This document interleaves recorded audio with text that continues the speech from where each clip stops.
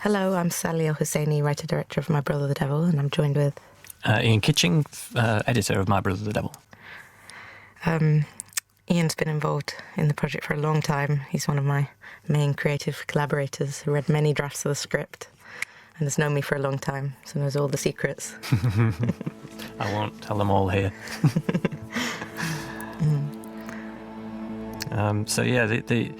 The opening sequence I remember from early drafts in the script, it was a very different animal. It had more... standing on a bridge. Yeah, standing on a bridge, it was flashback. And the whole film was told in retrospect to that point. And even, the last draft of the script had a different opening to the one in the film. It had a kind of an introduction to Hackney with lots of shots setting the scene of, life in Hackney, hair weaves and betting shops. And we actually built a bike rig for Mo cycling through Hackney as the opening, but the bike rig broke on the day. Yeah. And we never got the shots.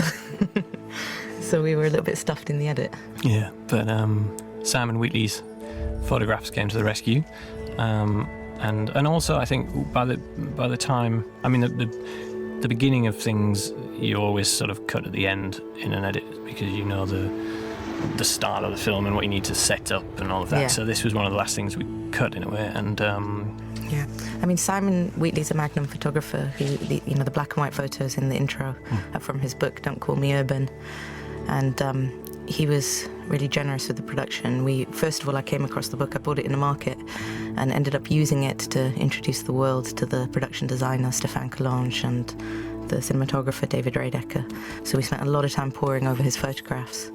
And then Simon kindly gave the real photographs to the art department to use as the photographs that Sayyid, the photographer, take. Yeah. So, we actually used them on set. Yeah. And he came and spent a day with us on set. Yeah. I'm just looking where we are here, we talk about your idea of DNA and the brothers, because the whole opening, I think, certainly I held on to that as this being the first intercutting, the first time that sort of analogy works, and certainly with them a little bit of background. Revolving around each other. The analogy was, it was an image I had in the very early writing of the project, that each of the brothers was a strand on the helix and their lives twisted and spiraled around each other, kind of always connected but on separate paths. And that was an almost blueprint when I was writing, and it was nice to carry it on in the edit. Yeah, it was just a simple image of when telling this story that whoever we were with, we always needed to connect it to the other brother, and it really was quite a big thing in that opening sequence and also setting up the idea of intercutting as something that we then use several other points through the film.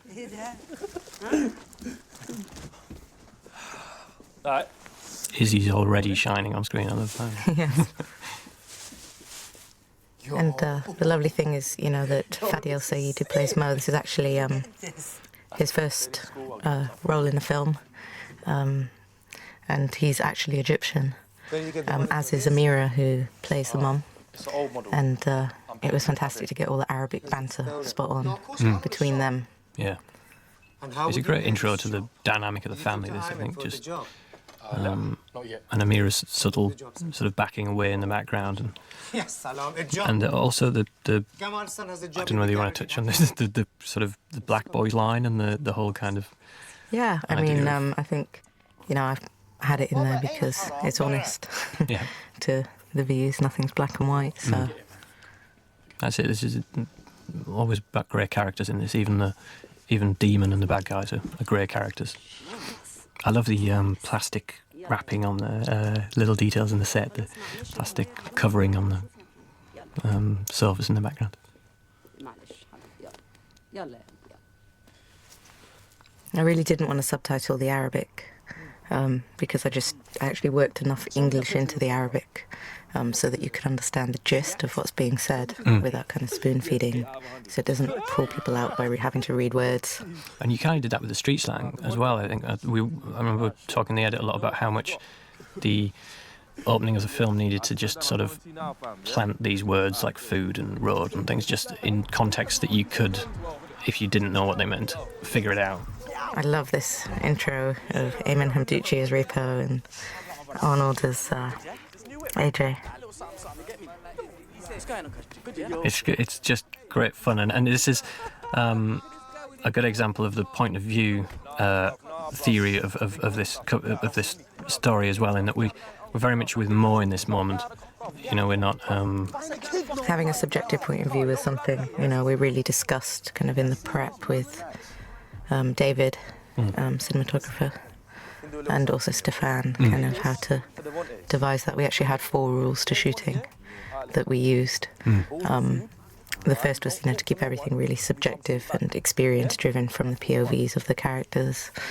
The second was the 1.5 POV, which was, we realised that in the script Mo is the 1 and Rash is the 0.5.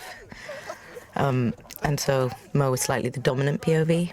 And there were some great things we did in terms of framing to kind of represent that. Yeah, I mean, we could have covered this whole thing on one big wide, but it's a very the camera's always with Mo here. We're always looking at them from Mo's point of view, and it's all about how Mo sees this the older boys on the estate and how he wants to. Yeah, I think that comes across pretty clearly. And the other thing as well is it's a nice contrast to the world of the family and the home. It's like the two families introduced, really, isn't it? It's kind of... and the two worlds, really, because these boys kind of have a foot in each and navigate two very different worlds. Again, the choice to kind of be in with the boys. It's all about the being experience-driven. Yeah. There was stacks of improv in this car. I remember we used to... Yeah, it was really sad to cut it all, because we had a lot of driving around, and they were just the improv is better than anything I could ever write. Yeah. No, and Arnold got lost, and we ended up in Lidl's car park. Yeah, exactly. Giving Alex Mercer our grip first, like a heart attack. Slight intro to Sayyid there. So we're always talking about how... He'll come in later, though. Yeah, I know. It's just that kind of when to first plant the initial scene with him. This guy, Sham, who answers the door. Yeah, there was a great moment with Sham because we didn't have much time to do this, and it was just a really quick thing we had to grab quickly. And actually, in one of the takes, his necklace got caught on the door, and he strangled himself. It's a great outtake. But he's not an actor, right? Is he? This is his first, so he's right. non-actor. So This is his first role. And you used that as much as you could, really, with non-actors, didn't you? Yeah.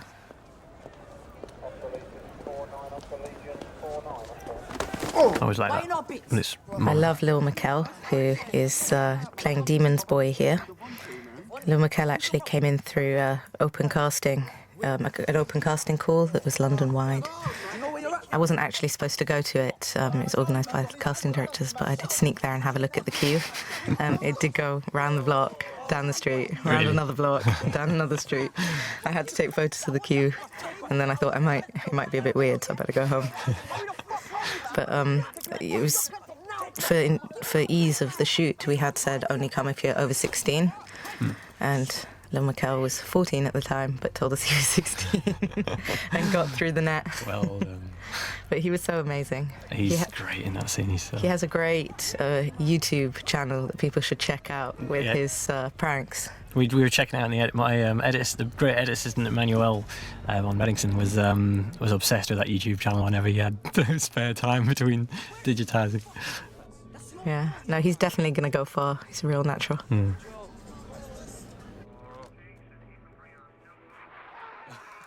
I have a pet hate about computer games looking bad in films. So I have a pet hate of that bedroom because it was absolutely tiny. Oh, how you guys got some of that? I mean, David is not a small man. No, and there were many of us. Many people in that. When I came up to set sometimes, it always looks bigger with a wide-angle lens when you see it in the edit. And I come across and think, bloody hell, is this what people forget is that, the flat was real flat and not a set at all. So, the boys' bedroom where a lot of scenes take place in the bedroom. We were all crammed in there, like literally underneath the bunk beds, on top of the bunk beds, in bed with Mo. with hot lights. And a lot of the action in those scenes is 360. So we really were hidden in there. I think the most we ever had was like 9 people in there or something. And it was hot. The windows didn't open properly. It's so hard making a film. We love it, really. It was intimate. I remember this last shot here. This scene wasn't working, and then we found that just at the tail end of a take, and it was just one of those reminders to watch every single piece of footage you have. I wanted to say something about that time lapse that just went, actually. Yeah, go on. That What, the light? flew by. We set that up, and that lamppost with that light, it was the only one with a broken light bulb that never turned on. Yeah, so that's Vis FX. Had to do that in post. First Vis FX shot of the film. Yes, because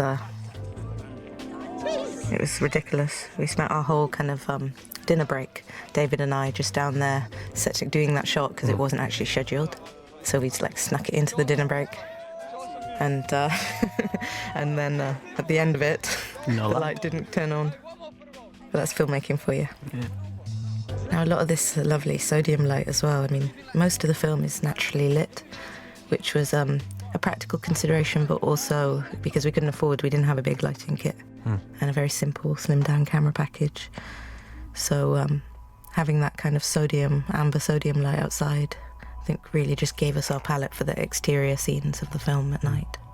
Lovely grading as well. I think the sodium grade has really pulled that out. In a way, that's all. This is kind of the world that you almost expect from a film like this, the hanging around drinking, and that's almost the slight, I suppose, cliche that some people expect in this. I guess so, but beautifully done. Yeah. I mean, I love that last drinking scene with the shots of which was largely David handheld. So no, I'm not. Yeah, I'm not criticising it. I'm not. I'll kick you under the table. I'm just saying that these things are important to plant, so that then you can subvert them. This big Steadicam shot, I mean, we only had Steadicam for a few days, so we had to really carefully choose when and where we used it, because we couldn't have it for longer, really. You like that, huh? It's nice, man. You mind if I... Yeah, go ahead, but... And here's our first intro to Sayyid. Absolutely. Sayyid Taghmaoui, who many will perhaps know from the black and white French film La Haine and Three Kings, with the Michael Jackson glove hand bit. I actually met Sayyid when I was working on a different project, House of Saddam, and it was when I was first writing this, and I told him about it, and he loved the idea and the fact that I was kind of attempting to do something very authentic, and his background in the banlieue in Paris is very similar to the background of the characters in the film. Poaching him when we were in Cannes a few years before. You were meeting him, and yeah, I mean, we were talking for the entire 5 years it took to make the film. Yeah. And it was he was on, he was off, he was on, he was off. A relationship with it, but then he was a very good sport in the end, and came and in a way was our star. In that he's probably the most experienced actress that is in this film. Did you just call him an actress? Oh, did I call him an actress? Actor. Did I really? Uh-oh. This scene is interesting. When I was chatting to James, moving on, it was one of the ones that hit me in reading the script, and I got really excited about that. Shout out to Sari Qasim. Sorry, he's in the background there at the barbecue. Yeah, Sari. In the black, there he is. Sari he was around from day one as well. He was one of the guys I did a lot of research with. Yeah. And met his brothers, and we actually made this short documentary that hasn't seen the light of day, that was Sari figures in heavily about the world of the film and the real boys who inspired the movie, called True Stories. And Sari wanted to act in the film, but ended up being on the casting side and helping immensely with the production. He was basically, when we were searching for Mo, he was out in shopping centres accosting young boys and bringing them in to me, and who could potentially play Mo before we found Fadi. And Actually, I'd met Fadi 3 years previously at Arsenal Football Stadium at this I remember him saying this. gun Yeah. and knife crime event. And he was too young. Yeah, he was. He hadn't hit puberty, and so I just kind of dismissed him and thought, oh no, he's way too young. And then we really were to the wire on finding Mo. I mean, it was 2 days before filming that Fadi was cast. I remember. There's a black hole on the wall, a space on the wall for where Fadi's name was. With Mo's name on it. Yeah. Sorry, with Mo's name on it. Yeah. And then in the end he came in, and it, you know, his dynamic with James was just amazing, and he's so talented. I mean, hit the ground running from day one. Yeah, and such amazing attitude, like so ready to take everything on and be really disciplined and give it everything he had.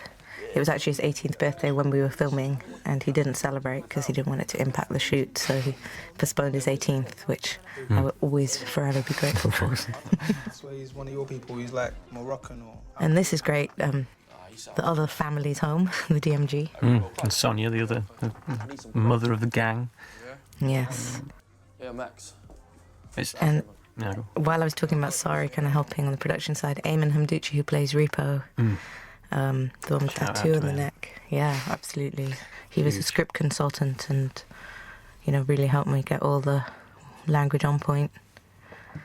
And there's lots more to say about Eamon before this commentary's over. yeah, absolutely.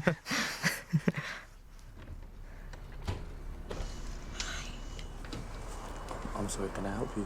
Elarica Gallagher, Vanessa. I always forget which one are you. What's your name? Is always so gracious, because for some reason she always got the drew the short straw. It always seemed that every scene she was in tended to be at the end of the shooting day when everybody was like most up against it. Yeah. And it was just the way it was. She's great, and I think she's a really sort of tragic character that you can Yeah, but also really has feel enough for. about her that's, you know, strong as well. Oh, she's strong, yeah, but Yeah.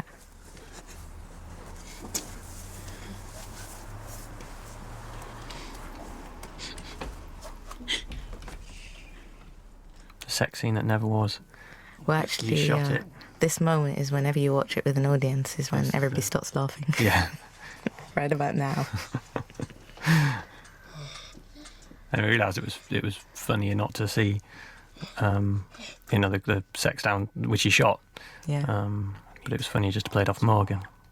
The top shot. The top shot that everyone. This that was a sex. was devised in the pre-production, in the prep with Stefan and David. It was another eureka moment where the three of us were discussing the scene, and we had this image of like these two levels of the bunk beds, and Stefan informed us that there are bunk beds that have a double bed at the bottom and single bed at the top, and we all got terribly excited about what this could give us, and the metaphor of Rash having more space at this stage and Mo not, and also the listening in.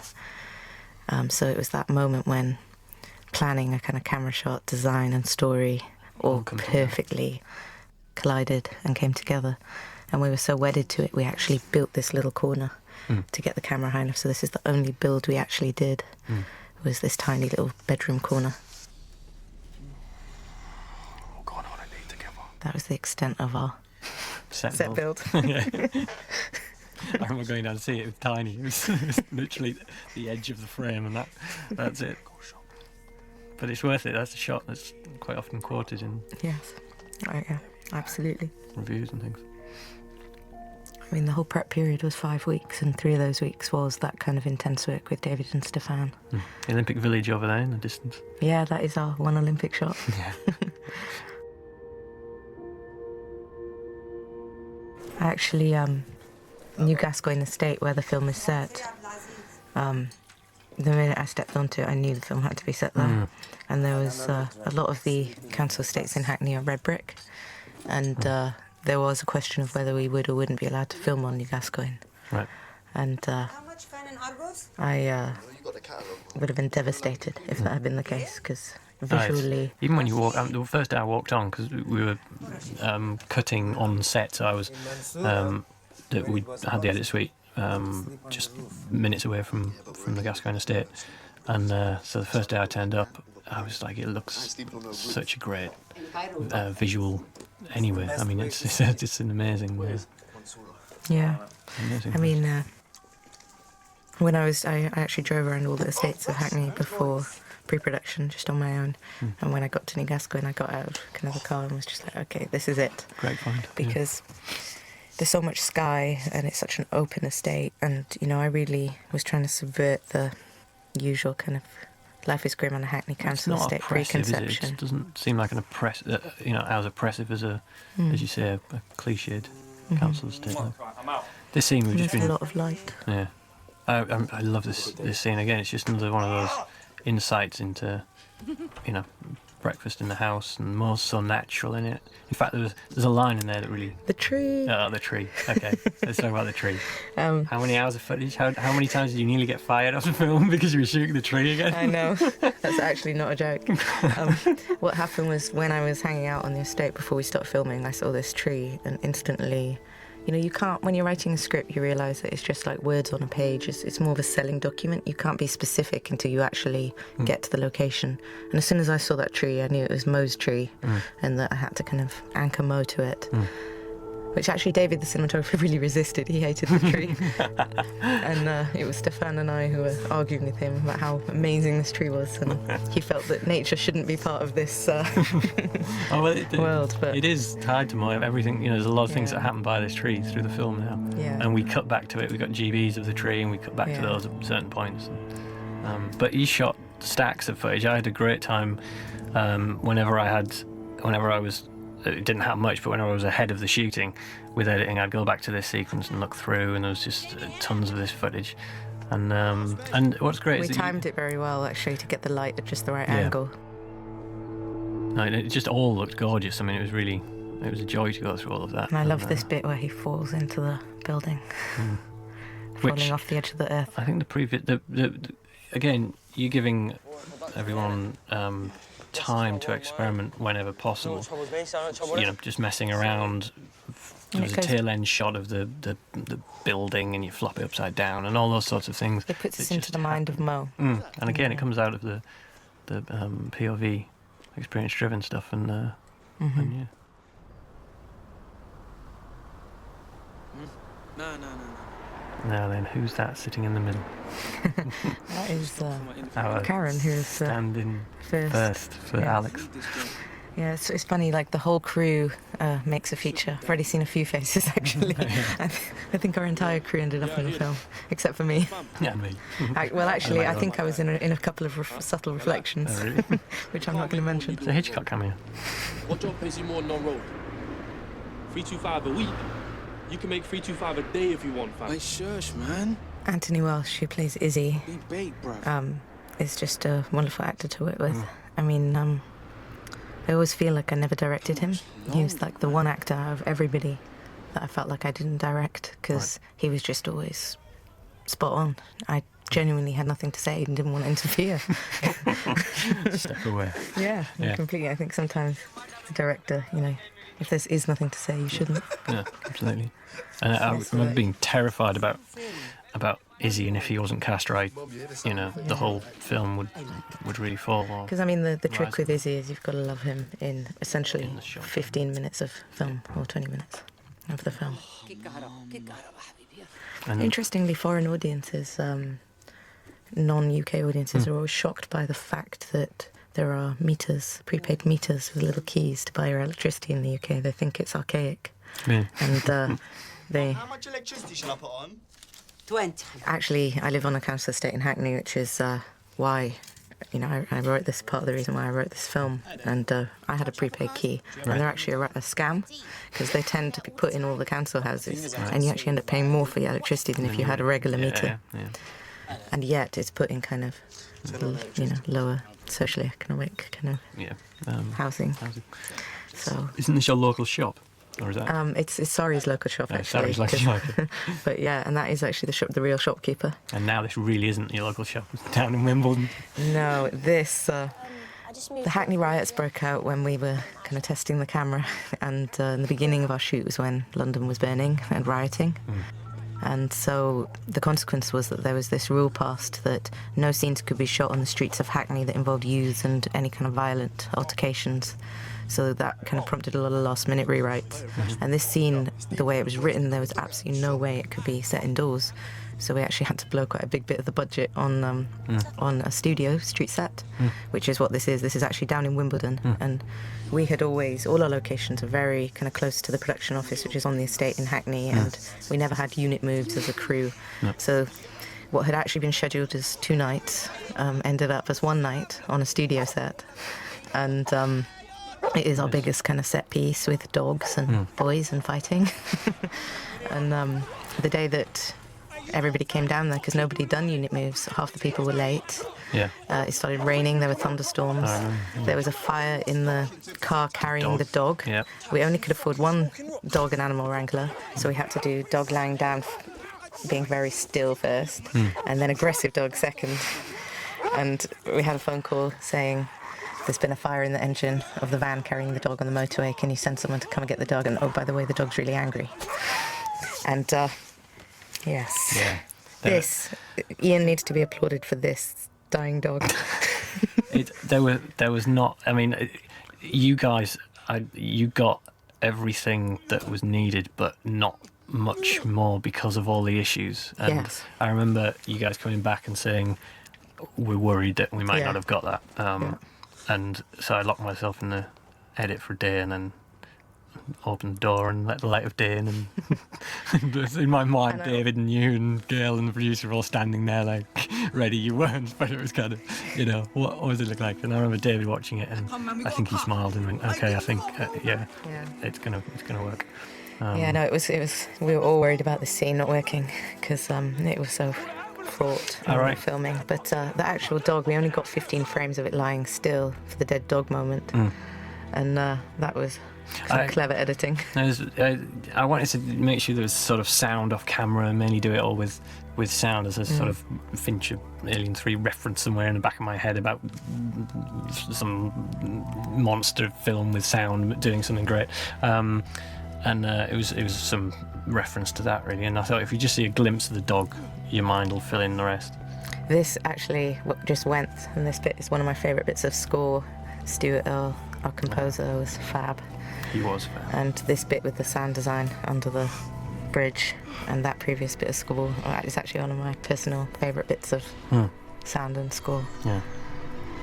Very early on, I kind of knew that the score was going to be the emotional story, and that kind of hip-hop music, all of that stuff was going to be much more diegetic sound, kind of coming from cars. And I was really inspired by the way they used sound on The Wire, actually.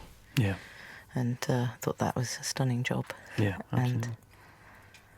And we talked quite a lot about sound, actually. We did quite a lot of sound in the offline, and quite a lot of design. The harsh sound there that cuts out, we all kind of plotted in the offline before sending to the sound guys. And it's sort of subjective sound, as the story is subjective with these 2 brothers.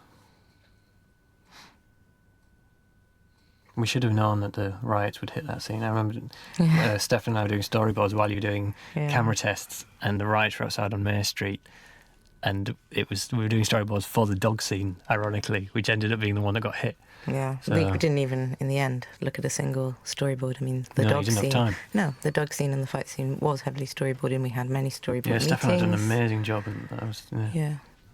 And we had meetings explaining the storyboards, and when it actually came to the day, we only had like 4 or 5 hours. So it was, we're going to grab what we can. I think I remember about 40 seconds of aim and reacting and stabbing the dog to work with. It was, but it was all usable and it was all good. It's every frame. That was a much longer scene originally as well. He used Tarkovsky tree moment. Smells This is where I'll stop being a pretentious filmmaker. No, but remember that scene used to be where Rash broke down and cried. And you were always aware of when to plot. When he breaks down. And that was far too early. Play the trick twice, and it was much stronger to save it for the later time. These things, they work on the page, but until you feel the pace and the emotional journey of the actual edit, you can only... Again, this mosque. It was much bigger.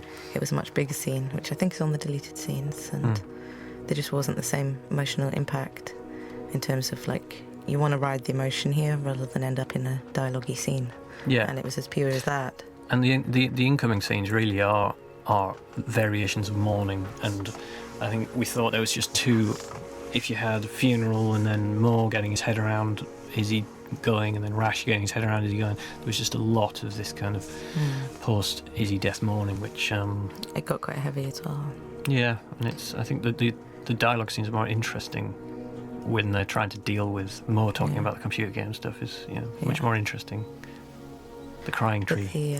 Again, the tree moving through. I mean, the film actually, in that pre-production period, divided it into 5 chapters, and that kind of became the template for the kind of design and costumes, and even in the edit, we were aware of the 5 chapters. Post-it notes all over the... Yeah, we kind of devised the edit around these 5 kind of chapters of the film, and the first was childhood.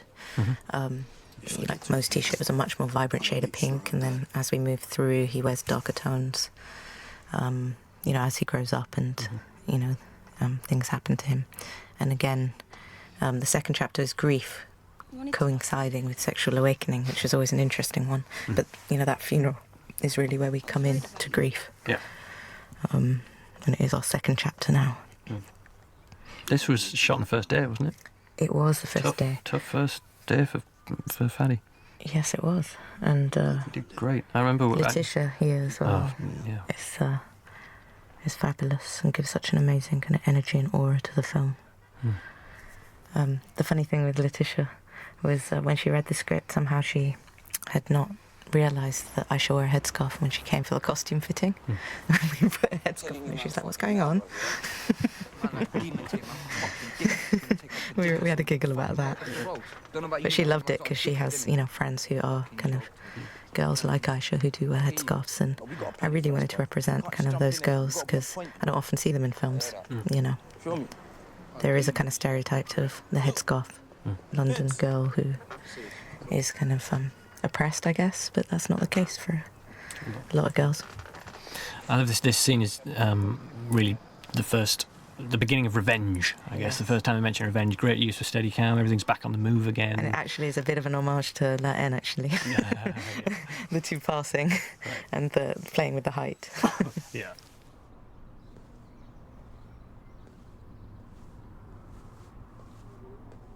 So this is the real getting together of Rash and Sayyid for the first time. Yes.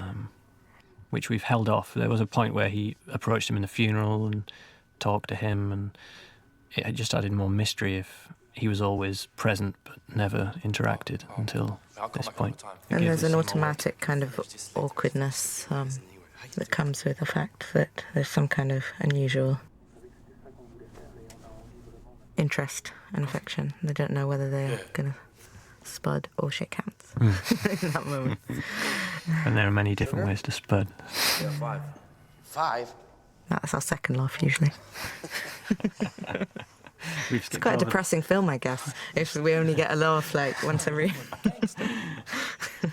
There's quite a lot of dark humour later on. But... Yeah, those are Simon's real photos in the background. So. Paris. We missed the gas. My favourite. That was my favourite Sayyid line. I love his gravelly voice and the way he says Le 9-3, Paris. That's my favourite bit of his lines. Is that why you left to come here? Yeah. French radio in the background. Yeah. Next. Shout out to Fabienne and Yes and friends of mine who recorded that. That was It was a lastminute.com edition. Yeah. I think that was the last night of the final mix when that came into us. We recorded it on our iPhones. 4 in the morning. It was 5 in the morning that we finished. Yeah, that probably gave it a full. Fucking pay you. No joke. I always loved kind of, being spontaneous in the moment is what it's all about. So, it was a lovely moment with Rash playing with that scalpel and with the implements that were there that wasn't scripted. It was just they were there, and it seemed obvious and fitted the scene so well to have him kind of casually playing with these well. That's what he's talking about. It's those details that you can't ever write. No. I guess you have to kind of be open on the day and see them. this was always a struggle of how can we make it not corny, that line. Okay. We edited it probably about 10 different ways, Yeah. and this was I the remember one. least corny way. Yeah. It's kind of one of those lines that you end up cutting. I had a couple. Yeah, There was a they were in and out. there was a line that was which will come later, which was Your tagline. Rash says, "If you give the devil a ride, he'll want to drive," Mm. and it always was great. But the minute it was actually filmed, Sounded written. it was awful. It was like, we want this to be the trailer line or something. Yeah. So But- it had to be cut. It shows how, you're not precious with your script, because a lot of directors would just say, no, we got to keep the script as is. And you would, if it wasn't working, get it out. Absolutely. The best radio I ever had. This in the background, actually, Al Jazeera speaking Yeah, about Egyptian the Revolution. Egyptian Revolution in the background. Something that came into the script a bit later, because the revolution actually happened the year that we were filming this. So literally it was a last minute addition. I think, the revolution in Egypt impacted every Egyptian, whether you kind of live in London or are fully Egyptian living in Cairo. And it needed to be acknowledged because it's kind of like the Berlin Wall falling. There was life before and life after, and people's consciousness was just different on both sides.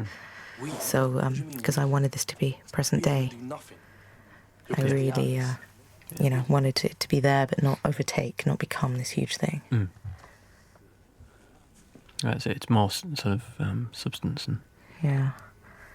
Shout out to the Prophet Bakhalil Gibran, bottom left.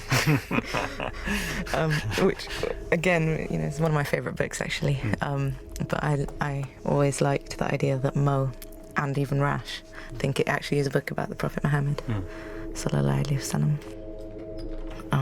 But that it's actually not. Yeah, what one, Lenny? Can't come here. how many locks he's got on his door. Yeah, Bashi. Are you mad? Here we are.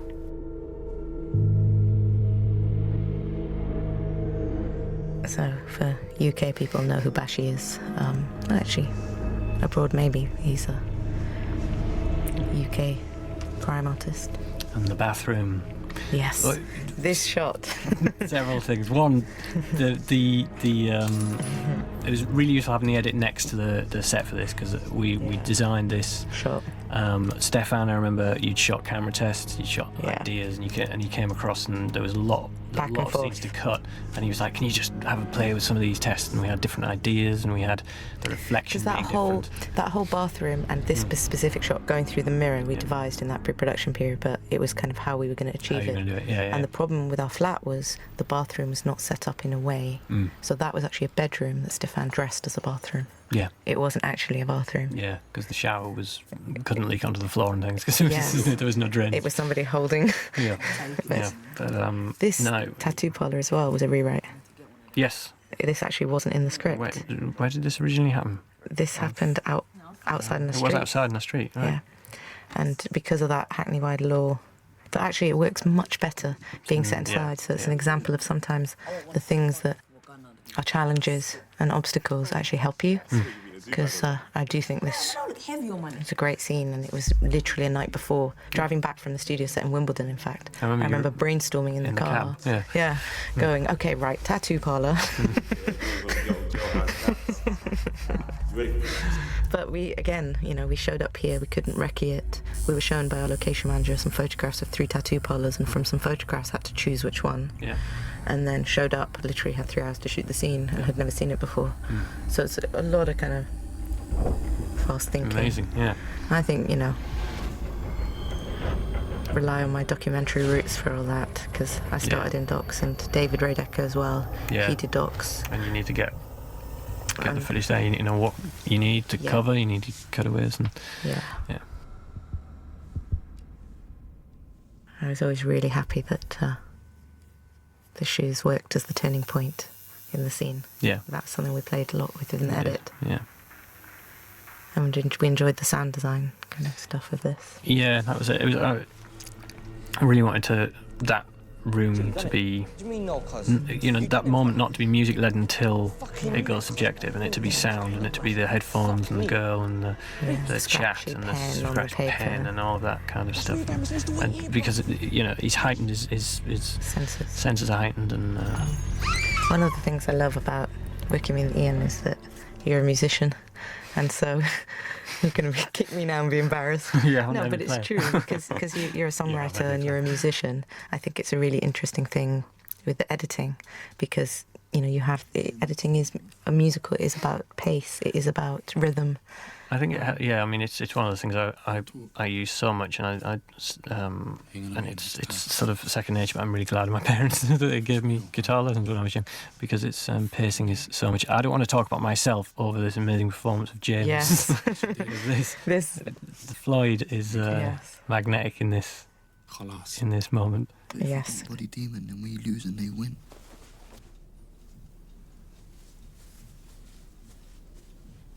Bro, we all lose in these ends.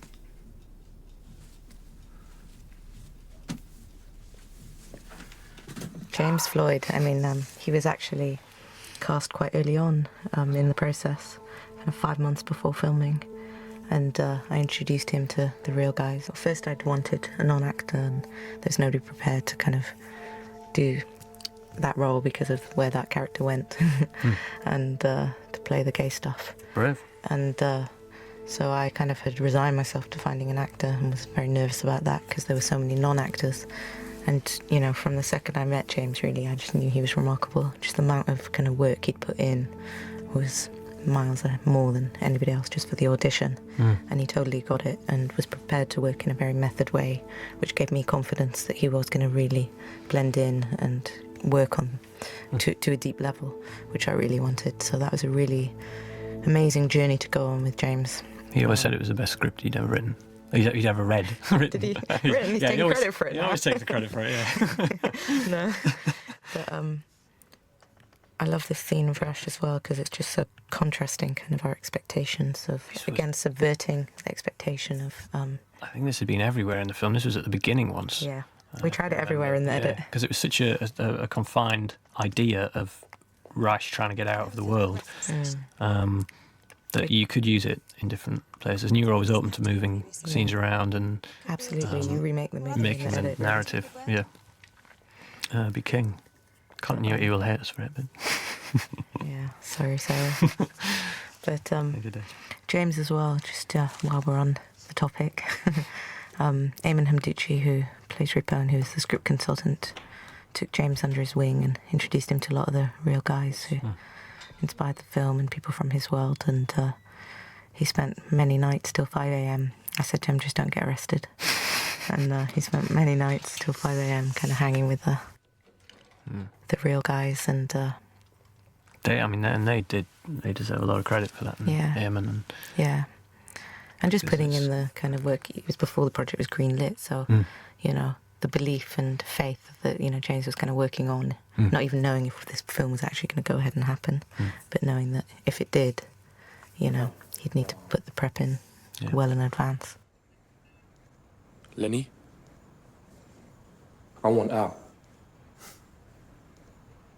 Lovely understated performance. I think this much more interesting than just being sinister. And I loved the dichotomy of these tower block flats actually have amazing open vistas, and the conversation being about getting out, and there being so much outside that window, and yet he's trapped kind of in that space, and there's this glass wall around trapping him in, and even Lenny is kind of fixated on what's happening on the ground through all those paranoid CCTV cameras, which was made and put on a loop connected from a laptop to that telly, and actually the computer failed, so we lost some of our takes because there was just one of those things when the battery suddenly goes on a laptop and it's your only laptop on set.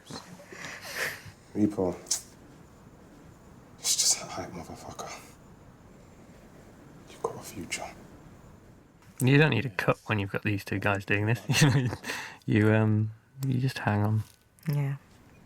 Sit.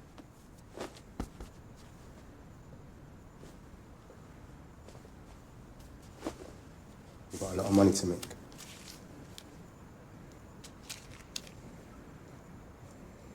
I'm saying you should lay low for a bit. Emma. Hey, the trio. Actually, this trio is my starting point for the whole film. when I first began conceiving the idea, it was this friendship and of these three that was one of my ways in to Mo and the world. Come on, man, that's just stupid. I'm being so serious. You've got like ethanol or something. Well, if you want to keep... And that was I love this walking shot because it big just, up to David. Was he walking? He was walking yeah. backwards here with the camera under. And it was also raining, so we were drizzling slightly, which it doesn't pick up. So it was, again, this was our slot to shoot this. But it was a nice way to kind of introduce us not only to them and their friendship and the dynamic of that, but also the kind of geography of the world and give us a flavour of it. This used to go on a bit longer as well.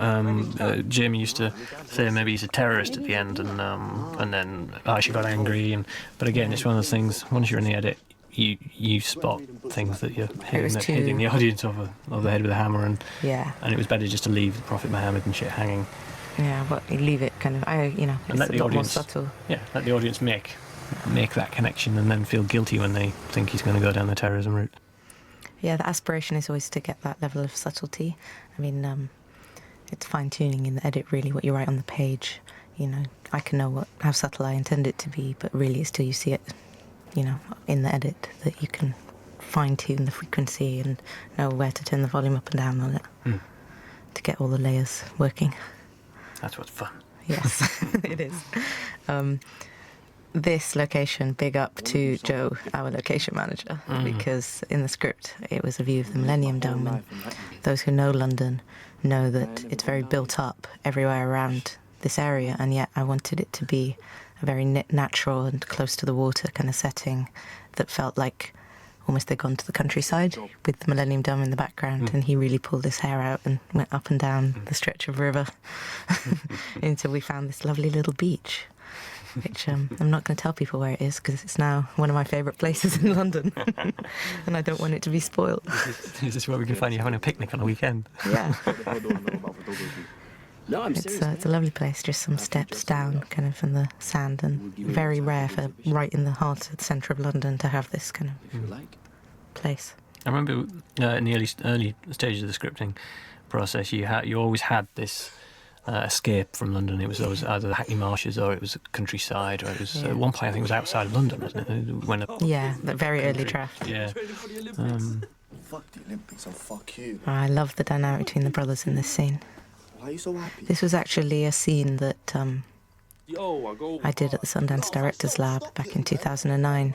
I bet you had more room there. Yeah, I don't did. know It how wasn't you got actually a camera set.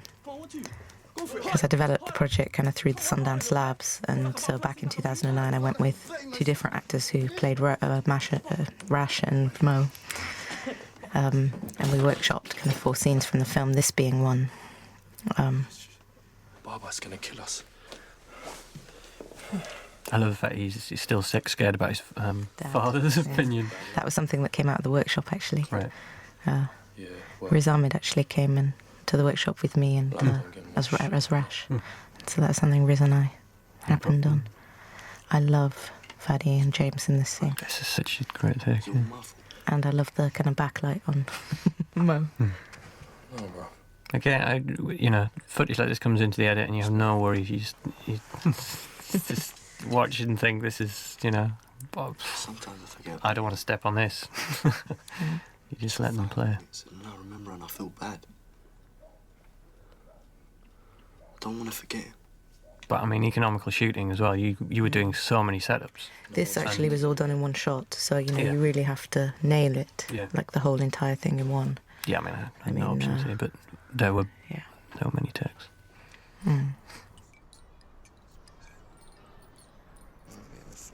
Again, kind of entering scenes kind of through the senses, so that you're here and. Rash, you want to hear my bars? Nah, bruv. So this is kind of the beginning of. This is going to go into another intercutting sequence, but this is very different than the first one, which was. If the first one was the brothers being tied together, really, and coming together, this is the beginning of their separation. And this is the next third chapter of those 5 chapters was called Distance. So we've had childhood and then grief and sexual awakening. Now we're in the distance section of the film. This is actually what starts the distance, is that breaking mirror in the bedroom was the moment the distance started. I like the fact that James is surrounded by people that looks out of place in that world, and Mo is in their world, but very lonely. It's a beautiful kind of look there from James. I love that one. Just captures kind of fish out of water. And this, I mean, Mo on the roof was a gift of the estate, because the estate was built on a hill, and one of the first things I clocked there was you had all the different rooftops and levels. So depending on what floor you were in the block, you could actually shoot across and get those roof shots, which is why I was so wedded to this estate. I didn't sleep the entire 18 days. The revolution brought out the... This was another scene that I workshopped at the Sundance lab with actors, and I shot 2 versions, one which was an extremely subjective one, which was completely in the head of Mo, to the point where you actually heard some of his thoughts, and it was like really off the wall. But it's a workshop, and so the point of it, the point of it is to kind of push the boundaries and do something you normally wouldn't do on set, or would hold back from. So I did do a kind of really crazy version of the scene, and realised, the more kind of real, it all steps to kind of finding the language for the film, because the thing that I was constantly up against was this thing of making something authentic and real, but all this at the same time kind of lyrical and poetic and subjective. So that was constantly the tension that I was kind of working with in terms of... that 2 shot there is such a powerful shot. Obviously, in terms of putting those 2 together, it was separated from the family. We wanted to hold that off, and and there's that moment where they just look at each other and just plant that idea of those 2 being together, from the mum to the mum, from one mum to the other mum. We always like that. A lot of the guys in the background there, they're from New Gascoigne estate. A lot of the guys who are kind of the periphery gang members and stuff all live on New Gascoigne. So big up to the community who absolutely housed. Really embraced it and all contributed and were part of it. And this flat strangely didn't need a lot of set design. This was actually largely how it was. We've gone past Eamon's. Is it an improv? His Eamon's reference to 90s art programme Art Attack. Yes. Might as well start eating with DMG, innit? Just little small jobs here and there. Turn that £2.50 into £250, bruv. I always knew that kind of I was imagining Eamon in the role of Repo from early on, but I never told him that kind of when I was doing the research with him and he was consulting, and I was learning about the world with him. I was constantly basing how I was writing Repo on things Eamon said, and I'd be constantly writing down little sentences he said and then putting them into Repo's mouth. So it was very closely kind of written for him, I guess. And but I didn't want him to get too big for his boots, so I told him from day one that just because he was helping me with the research on the script didn't mean he actually had a role in the film, and he had to audition alongside everyone else and had to show me he really wanted it and was going to do it. But he was amazing. I mean, it was clear from day one. The camera loves him. He's been doing big things, and he's going to continue doing big things. Bobo, who worked his way in on the set, because Bobo was not a scripted character, but Denzel, who plays Bobo, just seamlessly fit in with the boys and became a character within his own right, and is now credited as Bobo. So go Denzel.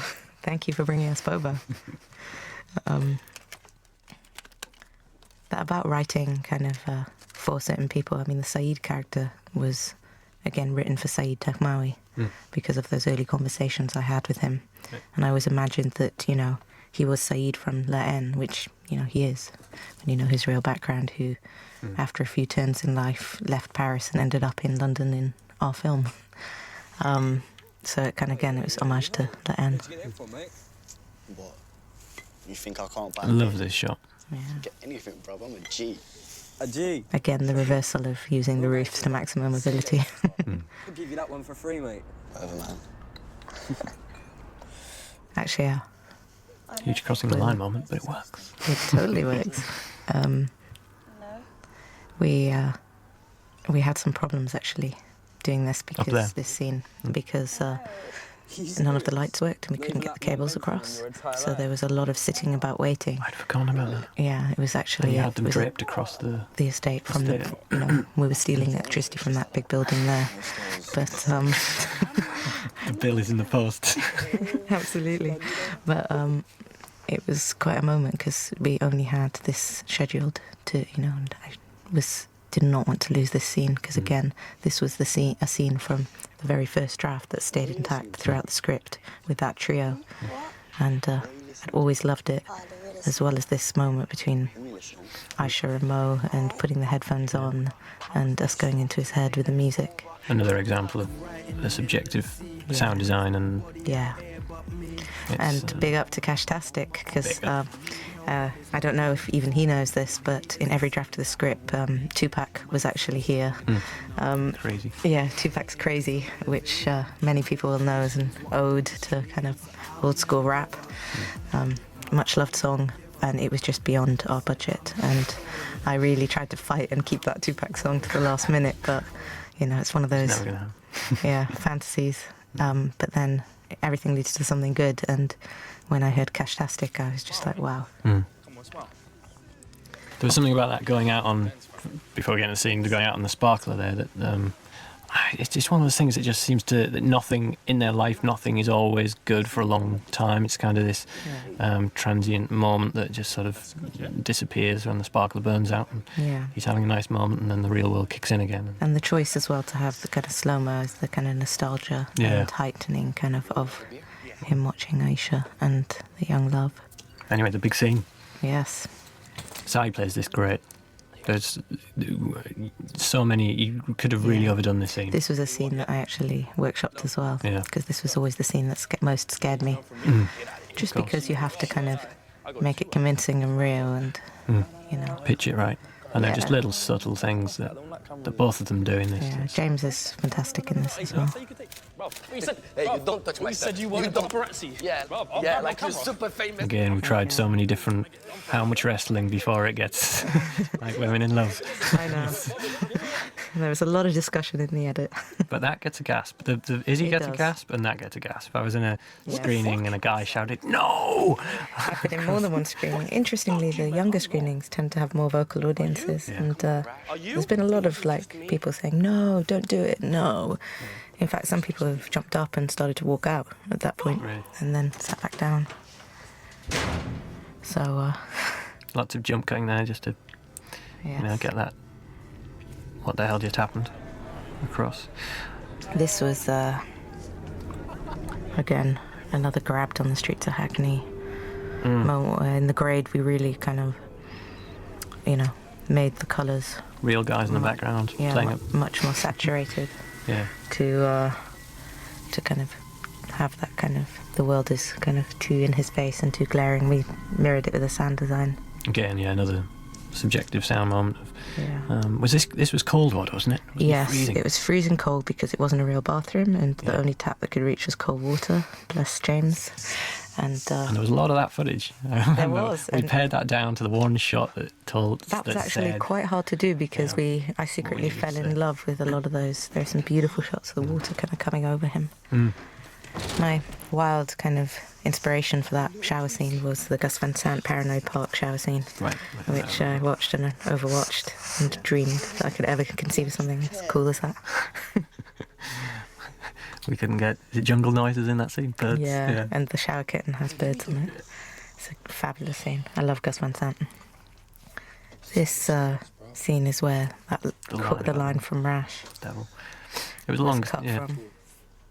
Again, it was a longer scene, but it's just we realised it was just reminding everyone that they still live in the same house. They're distant, but they're still brothers. And also, I love the tenderness. Yeah. When I wrote this scene, it was always the idea that Mo, because he's drunk, never really sees the kind of tenderness and love that Rash has. So even though the fact that this is in the distance chapter of the film, it's a moment where they can be close within distance and still maintain distance. Look at him.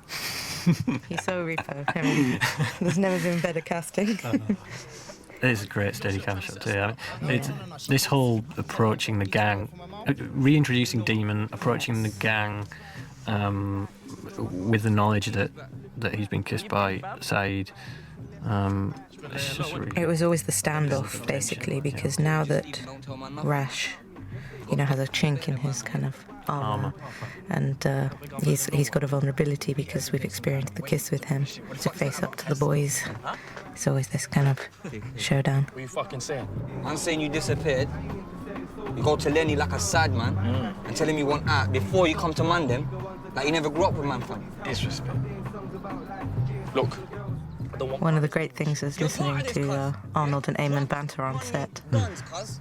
What the fuck else is good at here, bro? They got on so well, and they're really tight mates now.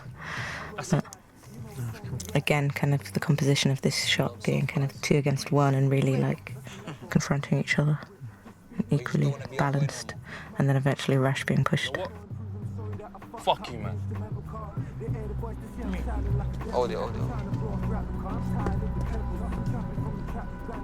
We did a lot of David walking backwards shots. But again, it kind of, make that having the slightly more visceral kind of, you're with the characters as they enter and exit and connect between places, connecting the spaces in the world as well as the changes in them. Because so often what's being said isn't actually what's being said in the subtext, so... And Rash is now really on his own. Yes. From there to his visit to Sayyid, this is his kind of lost period, and too much of a... Constantly looking around because all he's thinking about is what other people think right now. And a complete sort of overreaction in a heterosexual way here that's kind of... Yeah. Says a lot about what he's really feeling. James just won a Biffa for this award, a Biffa for this role, and rightfully so. Kind of when I see him in the scene, he's really great.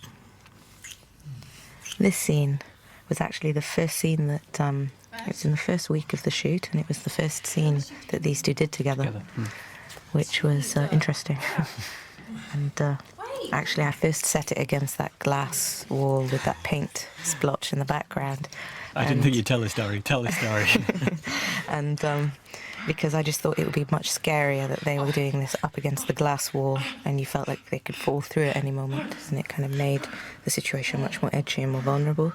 But then it was a closed set, so it's just myself, Elarica and James. And then the AD came running up the stairs, Alex, and he took me aside and said, "You can't do it against the glass. Everybody can see her knickers and her bum. And there's all these kids outside, and they're all watching." So we quickly repositioned it against the wall,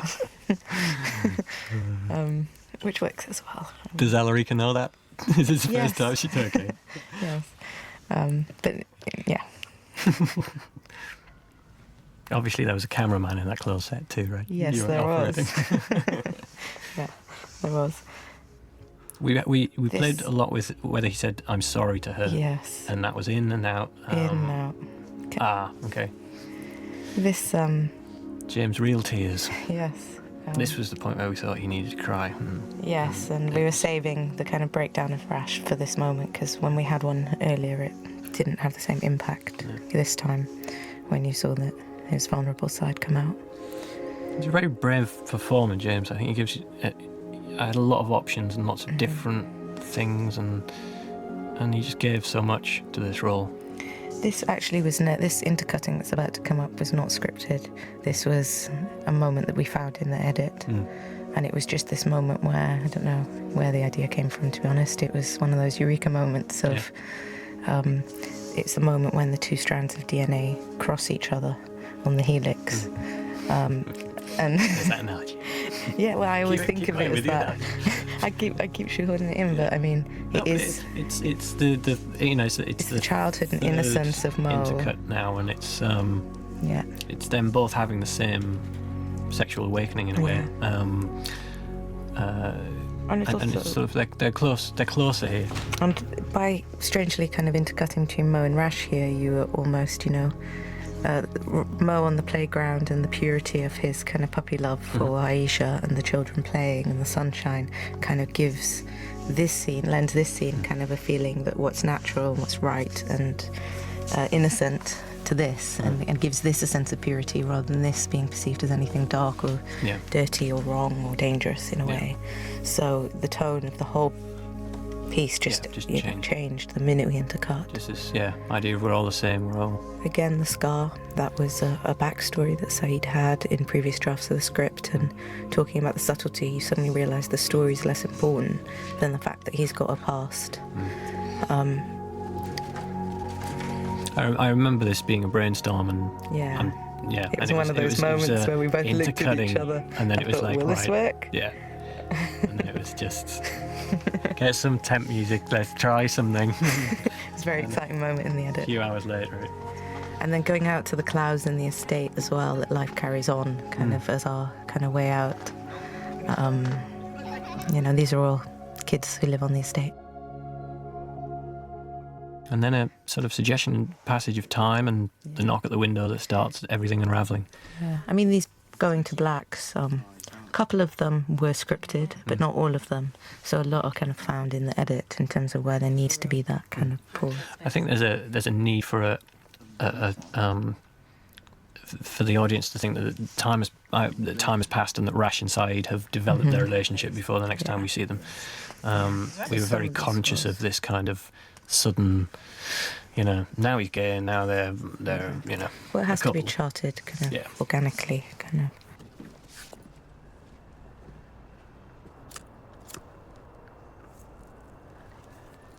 When I had tough days and there were scenes to cut that had tons of coverage, and then a scene like this came in that was just one shot, I think, thank God, I can tick another one off.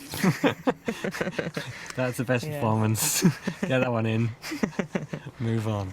Yeah, he ain't been coming around very much. But perfect. You need nothing more than this.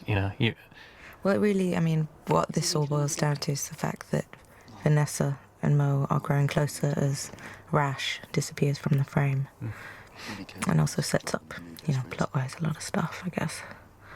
But starts the beginning of the doubt and suspicion in Mo, the seeds of doubt that everybody knows where this, you watch kind of biting your nails, knowing where it's going to end up because of this. You always split hairs though when you're choosing all these takes, because I remember there was another take that Mo didn't light the cigarette for Alarica, but we thought, the spliff. But if he lit it, then it was more that he was the man taking control, and all these things. You talk about in the edit. That I've always loved this scene. Again, where have the posters gone? Where have the posters gone? You have to watch the deleted scenes for that one. But I loved that scene of them both being in shot, and the seed of doubt, and the fact that you can see Mo's face, and so it was a really. We were constantly looking, I mentioned those 4 rules that we had for shooting. The 4th rule was simplicity.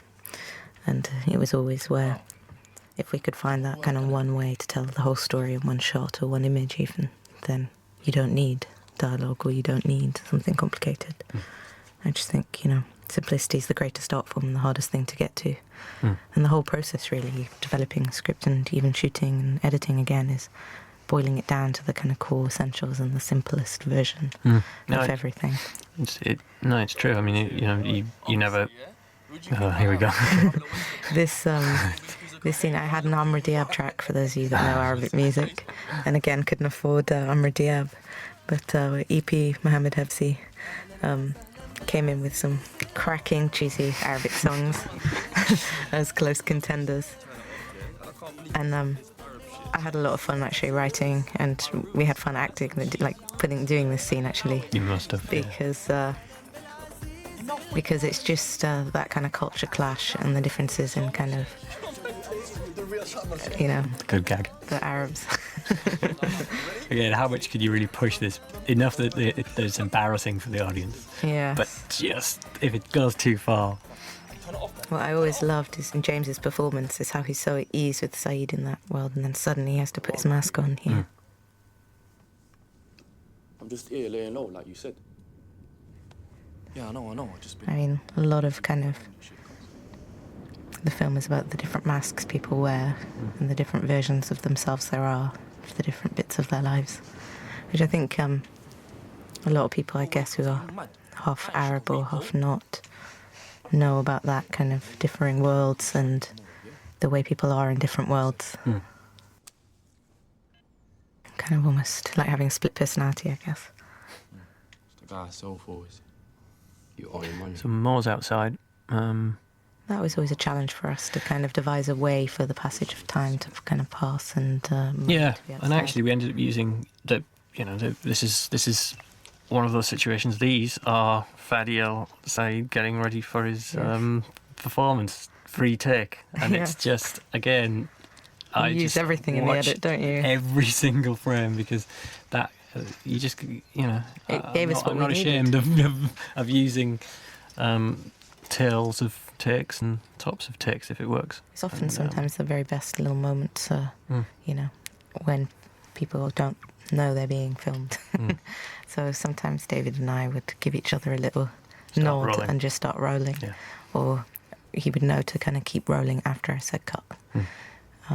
And sometimes I would hold off saying cut for long times to just get that end stuff. Because those always seem to be the priceless kind of little moments when you push it too far. And stuff. Yeah.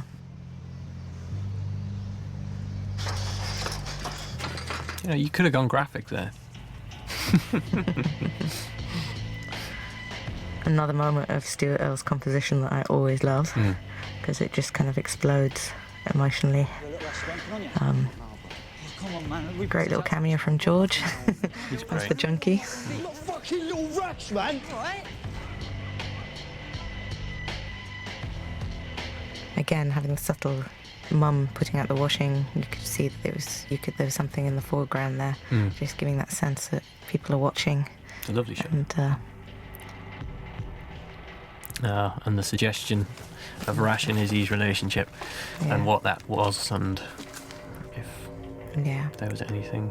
I mean, that's always something I didn't want else. resolved or explained at all, because I think it's nice that, our imaginations are going wild with Mo. With Mo, yeah. And we don't really know ourselves what's been going on behind the scenes. Another one-shot scene. Tick it off. Yo. How your day? Good. How you? Yeah. Really, Amira, who plays the mum, she has two sons who are Rash and Mo's age in real life. And it was amazing from the moment I introduced her to James and Faddy. There was just an instant connection, and she was their mum, and it was really fabulous. So this is one of those scenes that once you put a one-shot scene down, then you can really spend hours on this one, because I think we spent days on this one, not hours. I think we did spend days on this one, possibly weeks. I mean, we had quite a tight edit. We did have a tight edit, yeah. I think we did the whole edit was 10 weeks. It was 6 weeks assembly while you were shooting, and then 10 weeks director's cut, and then it was in Sundance showing a few days after that to an audience. So we spent time on the scenes that needed to be there's a lot more going on and getting this kind of right, and there were a lot of options and takes. So it's just getting the exact right tone and where to put spaces, where to leave things out, where to hang on people. I think this, like the kiss scene, if you do it wrong, it could really backfire, and it's almost meant to be. There's been a few giggles in viewings, and it's almost there's that very edge. There's that kind of cheek of him saying it, and it's comedy and it's tragic, and then he realises he's lied and he's trapped in this lie, and that's it. One for James, all tragedy is comedy. Something James and I talked about was the relationship between the tragic and the comic. We talked a lot about that.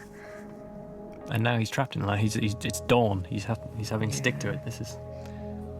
I always love that Aisha's been out all night with them, because, again, kind of commenting on the sometimes stereotypical purity of the perceptions of certain characters, and the fact that perhaps her family life isn't one where she, her parents might be out doing nights, and therefore she has that liberty and freedom, and she can still stick to her morals, even though she does have that freedom. This, How much improv is this? I mean, do you know something? This film actually did not have a lot of improv, I know, and a lot of it was scripted very carefully. And I was never kind of strict about them doing that, and said, it's not about learning lines. But strangely, everybody did know their lines as soon as I took the pressure off. But this bit of Eamon outside and the bit that's coming was actually Eamon improving, because there had been a mix-up, and he you ended up shooting that. Yeah, what had happened was there was a scheduling problem, and the wrong actor was on set, and we had no other way of. So we had to give Arnold Eamon's lines, and everybody had to kind of take each other's lines and change it all around, because we only had that location for that morning. And then we were out of there. I remember you just kept rolling on that, and there was so much footage of him, and she. Frida does great. Yeah, Frida's great. I remember she always gets cut a out laugh. every breath there to get that real gun barrel. She always gets a laugh. That's my wife's favourite cut in the entire film. Is it? Communication is the key, straight off the back. You can't see Rash in. Eamon is absolutely amazing at improv. Message to all directors who work with him in the future. So when you was linking Demon, did you used to go to his yard and that? Of course. I love this sort of bubbling of. Demon that just keeps popping back into the narrative that's going to end up being very important. This is the changed Mo, again, kind of playfully sowing the seeds of the terrorism. Talking about the Taliban, and Mo's now out on his own. He's not him. A very big difference between this Mo and the Mo at the beginning of the film. And so begins his drug dealing montage, which Sylvia, shout out to Sylvia, who I also met very early on in the process, in the research phase. Sylvia, who answers the door, and she actually runs a drama group which Faddy used to go to. And the first time I met Faddy at Arsenal Football Stadium, it was actually to go to see Sylvia, a play that Sylvia's kids had put on. My second unit directing. 2 shots.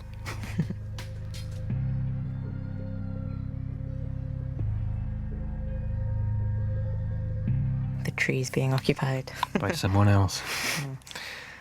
This always gets a laugh, which I think it's more chuckle just because of his youthfulness of putting like £1 million. Well, this is it. I never thought. I don't know. It's one of those things that you slightly underestimate an audience, that they wouldn't get how much he's putting in, but it always seems to get a laugh. This is a great scene to put in a script, I think, for this. Yeah. Well, see, again, the one note, that I wanted this film to have was a timeless quality. And I think kind of when you boil things down and kind of look at the components of childhood, like sparklers and water fights and, things that you do everybody relates. Yeah, no matter where you're from or those things occur, and tapping into those, I think, really works. Close your eyes. And the kids on the estate had fun in the water fight. We were stocking them up and they were really going for it. Hitting the camera.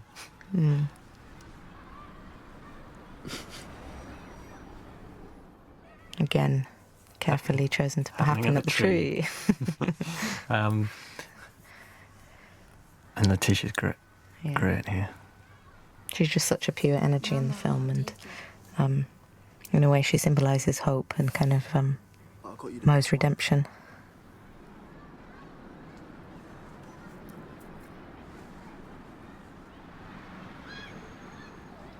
I know how you got the dough. I'm sorry.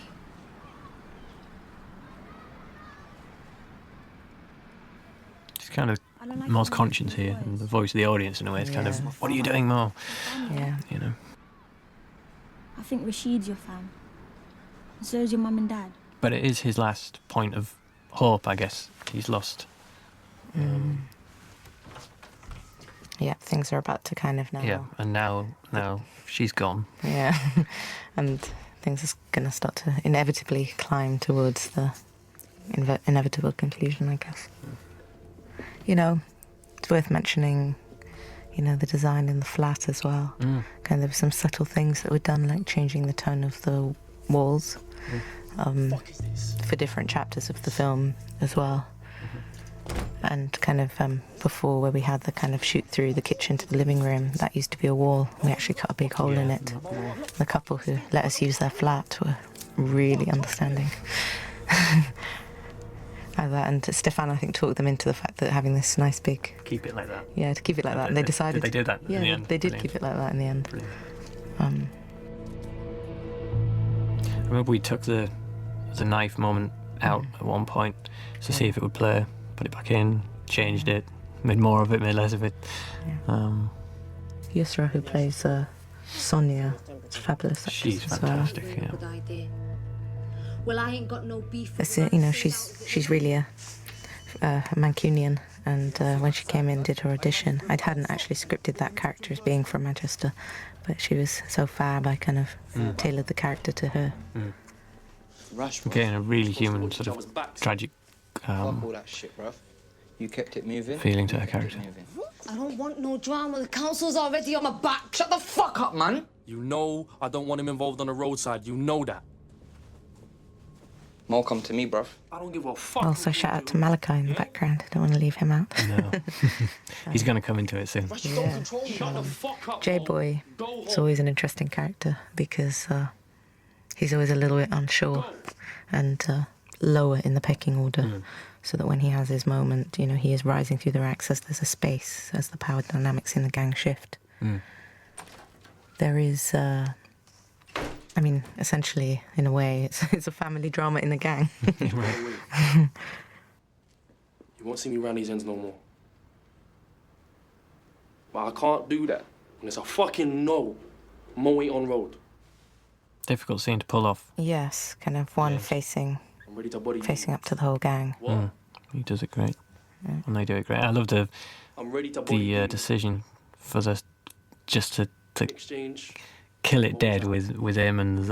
Nobody fucks with my I love the fact that he's wearing his jacket because, you know, that jacket has been off him for a while, and he puts it back on just to come and face up to the gang. Yeah, and I remember on set there was a lot of discussions about that jacket, but it totally works. Don't watch that. This was Eamon's moment. This always gets a laugh as well, because it says, right, okay, whatever. Let's just get high. Yeah, and it's such a great real, way of playing this. This is, you know, you could have done something a lot more unreal with this, but this is what these guys like. It's like, okay, roll split, whatever. Yeah. I mean, there is something to be said, you know, for, you know, the time I put in doing the research, because, like, one of the things that I noticed, for example, even with the way violence is treated in the film, is that it doesn't kind of escalate, start kind of at this one point and just build and build and build in this artificial way you see in films. There is a lot of boredom, and in a way, kind of a precursor to all violence is the endless waiting and sitting around and hours of nothing happening. You know, like those shots of Mo on the play area, where he's just sitting and waiting. That scene was very exciting to read because it seemed visually to just exactly explain that. It's just that's why these kids get in trouble, because there's nothing to do. He's outgrown the playground, but he's got nowhere else to go. He's still on it. And I remember it was talking a lot about the violence and how Izzi's death would be portrayed, and the fact that we chose to play it on a wide and not to... And on the face of little Mikkel as well, kind of to find the children. And it's Mo's view of it, and it's Rash's view of it, and it's not a glamorised close-up of a knife stab, which you could have so easily done. And, you know, you shot and you got the close-ups and all of that, but they're decisions of how you want to portray this. I think that's... Yeah. And, you know, it's true that, like, you know, there's a lot of waiting for violence to happen, waiting for something exciting to happen, anything to happen, and then when violence does happen, it comes out of nowhere almost, and in 3 seconds somebody can be dead or not, and it's just the brutality of that everything can change in 3 seconds. What are you doing? Nothing. What's wrong? No. This was quite stressful to shoot because we were losing the light, and it was that magic hour. That's when we planned it for, and we literally only had now to do it, and did it all in one.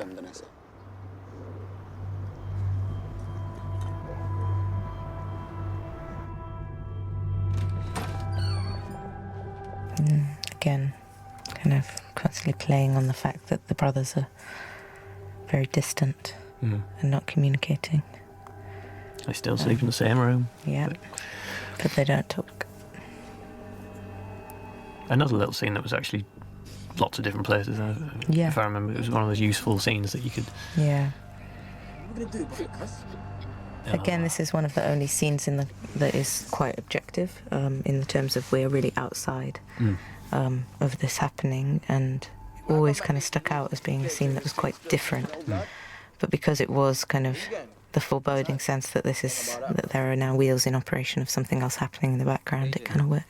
Yeah, I remember you had lots of problems with drunks and things. Oh yeah, that night shooting that scene. Guys pissing up against the wall and cats and dogs every time you roll camera. Hurry up, fam. He lives on the estate, another non-actor. Tell him to fuck off. Get out of here, bro. What are you waiting for? Again, kind of, Fadi is such a fabulous actor. I mean, he would constantly be... He's a very emotive actor, so he could easily go into tears.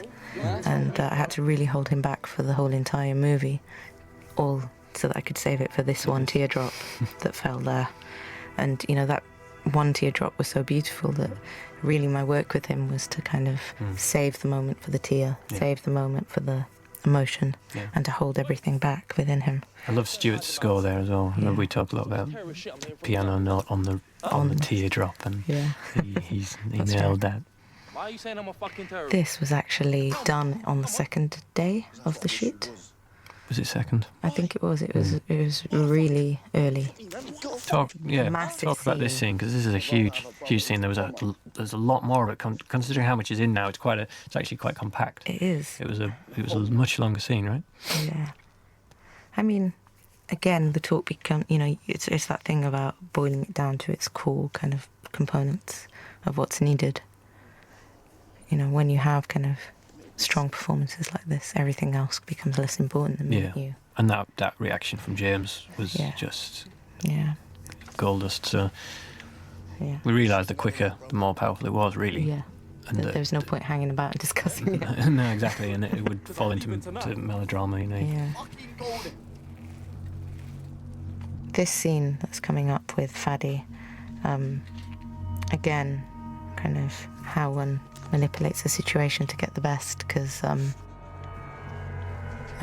had asked Fadi if he had ever done cocaine, which he hadn't done, and he asked if he'd ever been around it being done, and he said no, and he'd seen it in some films, so I made sure to tell everybody on set not to tell Fadi how to do it, and he was asking, I think, a couple of people, and then when it came to it, I told him that we didn't have much time. It's this moment you're talking about there. Yeah. And I basically said, didn't have much time to do this, and we had to basically do it in one shot, in one.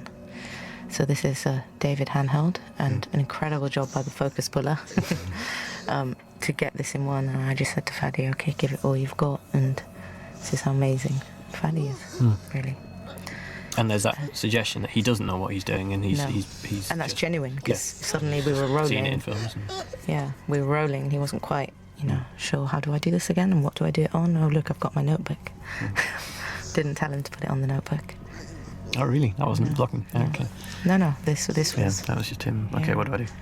And this is... Shout out to the focus puller for focus pulling on that pulling spit. on the spit. You fucking man! It's okay, please! Okay, I'll kill you, brother! I'll fucking kill you! And then a coked up Mo going off the rails. It's all your fucking fault! I know Fadi was very excited to have a scene with Sayyid Hmawi, and it was a big deal for him. I know he hates me. Everything I do is wrong. It's okay. Look. Okay? And now we have a great scene with Sonia. I love this scene. There was more of this again, but you just have to cut these down because it's getting towards the end of the film. I mean, the first assembly of the film, it's worth mentioning, was 3 hours long. So now the film runs at, the final version is 111 minutes. So we certainly took a lot out. But I mean, I always want to present everything to the director so that we can, pare this down. That's a pretty standard sort of length, really. But I mean, this just says so much about her. This is tragic. I've always character who you liked the think is cut strong. at the end of this scene to the next shot, actually. Yeah, the mix of through. the moon. Yeah, I've always enjoyed that mix through. Yeah. Her connected with the moon somewhere. Yeah, and kind of the madness of her. Madness, yeah. Of her character. As she breathes out. Yeah, this. And we're into the end game. Yeah. Straps loaded in the bedroom, top drawer, yeah? And J-Boy's on the rise. Soon.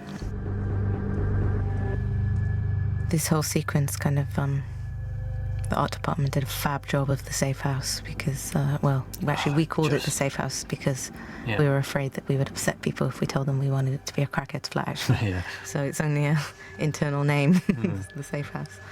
It's really, the crackhead's flat. It looks incredible. I remember it came in and I thought it looked like 7 or something. It was, which is interesting because we tempt this to 7 music and Stuart and Stuart did a great job tying all of this music together and really drive. There was a lot more, actually. I think Ian fell a little bit in love with this. How long was the original 8 scene? minutes.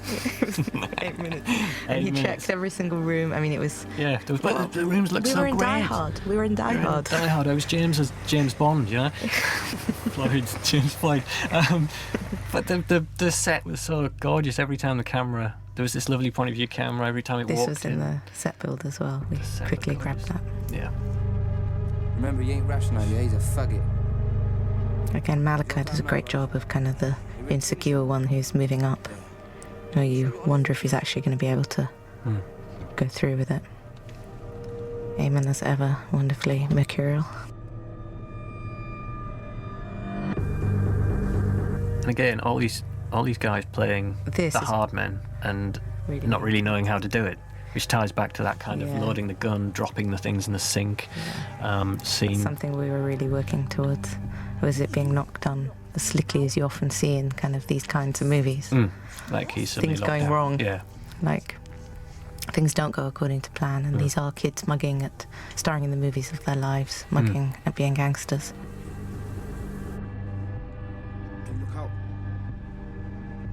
I love the dynamic, these two. I think there should be a separate film just about... Kayla and J-Boy. Yeah, Kayla and J-Boy. Their relationship is rather dysfunctional.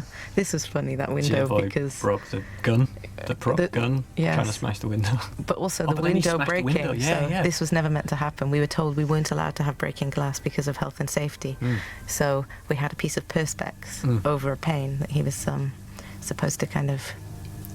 like hit the gun against but not smash, and we had all these ways that we would use sound to do the smash. We drop bits of broken glass when nobody is around, and the first take he actually smashed the glass. And it was like, right, I could hear Alex Mercer, the first AD, saying, right then, we got it. Yeah, exactly. Moving on. And this was after hours of working out the health and safety, how we wouldn't smash the glass, and he smashed that went it. in. That's a real smash. That one, I think that isn't that that's the dressed. Yeah. No, I think that's the. Is it? Yeah.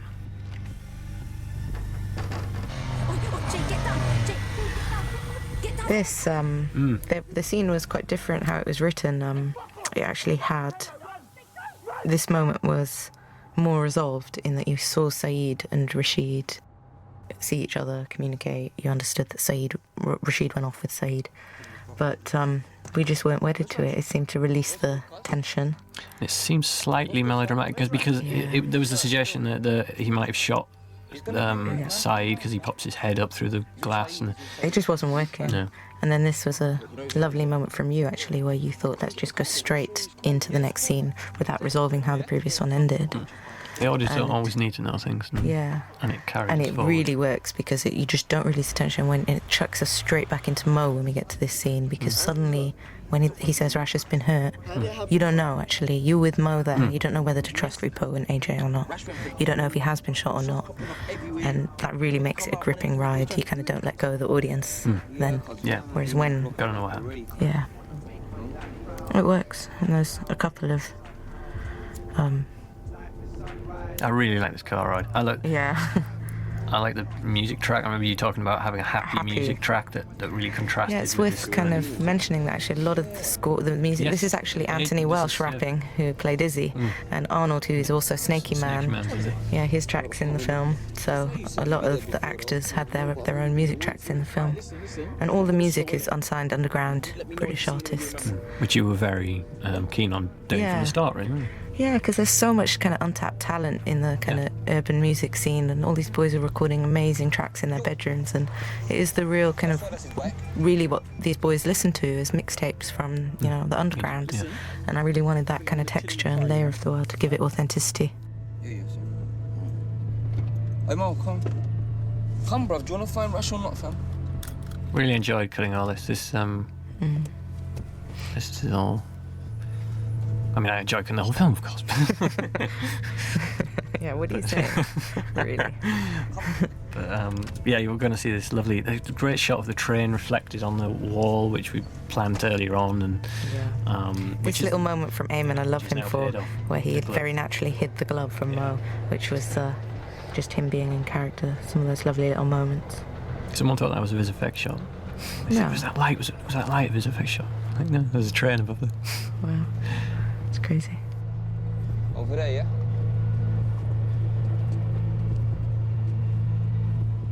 No, it's this one, bro. Yeah, come. Come. And behind the door is...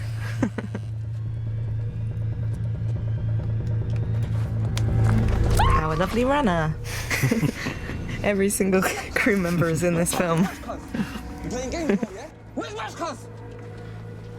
Yeah?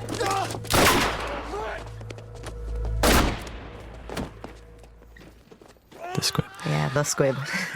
And more Faddy can scream. He really can. We had some... I remember we carefully chose these shots as well, to kind of the ones where Faddy looks slightly more pale, so that there's more fear that he's... We don't carefully choose these shots. Yeah, no. Yeah, and kind of really focusing on the brothers now. And into another one of our... Dips to black. Yeah. And holding it just long enough that people think he's dead. God, it's the cheapest tricks in the book. This is... Yeah, I know. But this is... someone actually... I heard someone laugh at this because he's standing in the smoking area smoking. Really? Yeah. It was a kind of... it was a sort of giggle. I hope it was a relieved laugh. I think it was. No, that people gasp when he gets shot. Yeah. Well, I think, I actually had people who would only invest in the movie if I killed one of the brothers at the end. So there is a certain genre expectation, but to be honest, I never thought about genre when I was writing it or making the film, so why would I obey some weird genre convention? Because some people say that's how it must be. Anyways, I suppose if I was hoping to anything, it was to make not the kind of film in this world that you usually see anyway, so... The helmet being hidden, which shows that he's told his parents. Yes. Again, kind of goes back to what I was saying about how you put the layers of subtlety in. I did have more clunky versions of this scene where he said, "I'm gay," and they just felt so on the nose. So it was all about how you talk about stuff without really talking about it, which is much more real. This scene's I can't. really close to my heart. Yeah. My mum was ill during the shoot and the edit, and I remember crying while cutting this scene. Yeah. I think because it's such a great performance, and it says so much about him saying goodbye to his parents, and a lot of people cry during this scene. I think I've cried in this scene before too. And it's him growing up, and it's saying he may never see them again. And and even if he does, he's now moved on. He's a man, and he's on his own path. And so I like to think this is my little tribute to my mum in this film, who unfortunately never got to see the film, but she saw its success and its release. So. And I love the fact that we really watched the full... Amira's walk is just fantastic. I love her physicality in this, and the two of them kind of cutting back to them and watching them completely clear the corner.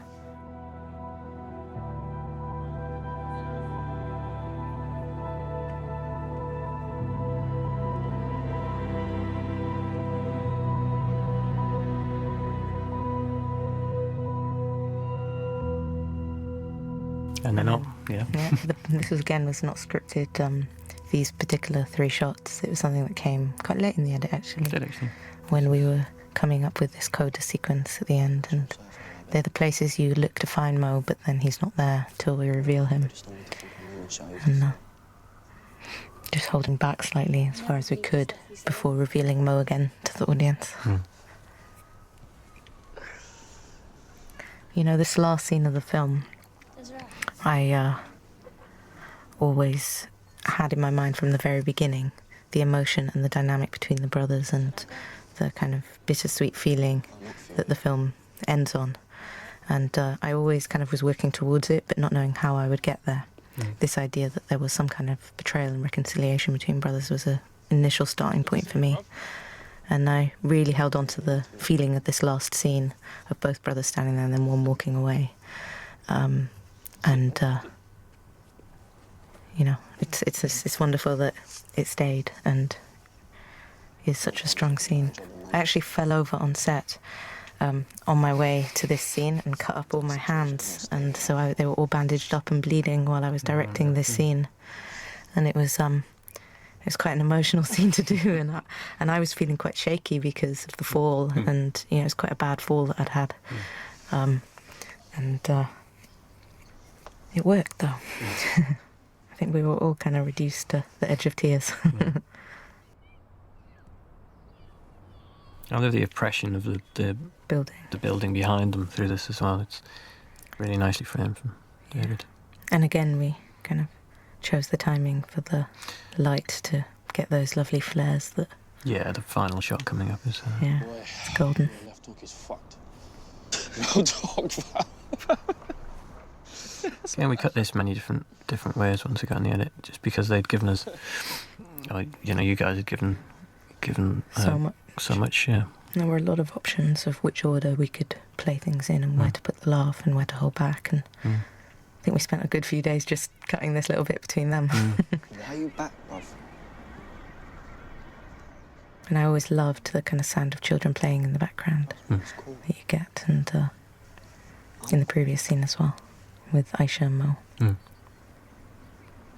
And how much more needs to say as well. Certainly in your scripting process, I think I can't remember, but I'm sure there was more. I'm sure there were versions where he said more and said anything. No, were you always on the right side of the not going too far line? Yeah, no, because it was always. I mean, this was another one I did at the labs. Yeah, you know, to get just that right note, and so much is said between them with not saying much. So it was carefully choosing the words. This is the shot. Poster shot. Should have been on the poster actually. I don't know why it wasn't. But that was the gorgeous score from Stuart, reprising the same music of the intercutting halfway through, and that's right. The little piano theme that runs for the brothers throughout the film is the last thing you hear.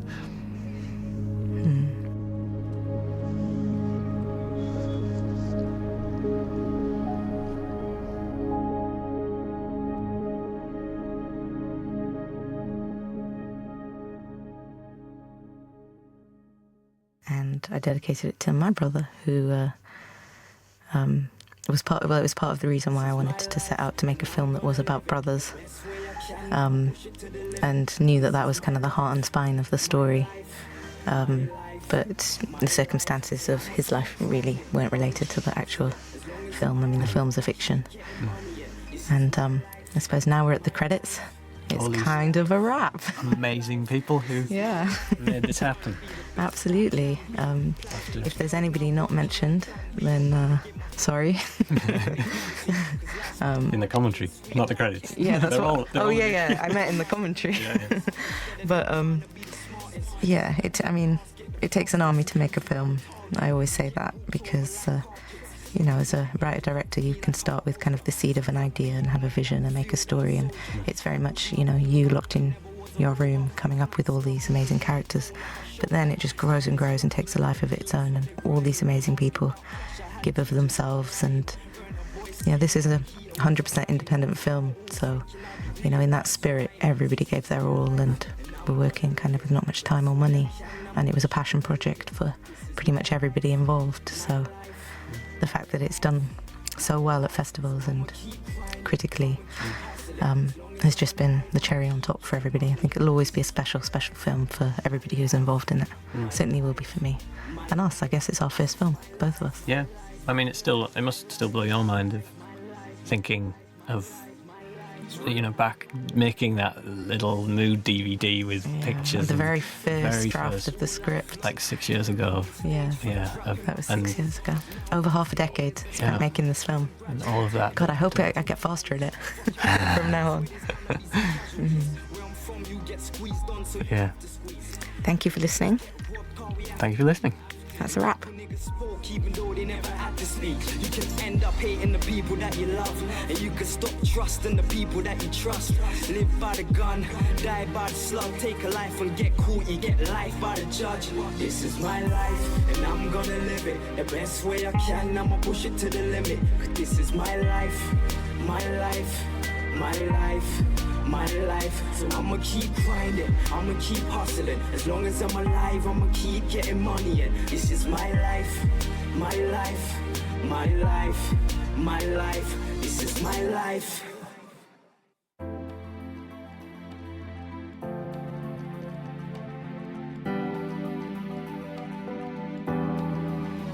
I'm staring through my bedroom window, silently gazing at the sky. I'm not where I wanna be right now, and honestly I don't know why.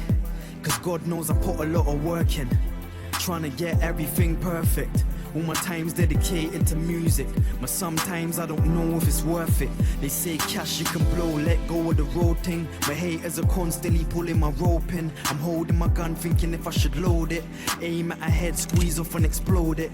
Mum's always telling me I gotta stay focused, even though there's a lot of weight on my shoulders. My life's getting harder as I get older, but I'ma stay strong to the day that it's over. It feels like I'm right in the middle of the sea, and there's nobody out here but me. I'm all alone, I'm on my own. I need help but there's no one to phone. Them haters are saying that I won't make it. My mind frame's strong and they cannot break it. They're hating 'cause I'm elevating, and dedication's what I'm demonstrating. So I will never give up, no, I will never give up. I said I'ma keep going, yeah, I'ma keep going. I will never give up, no, I will never give up. I said I'ma keep going, yeah, I'ma keep going. I'ma keep going, I'ma keep going.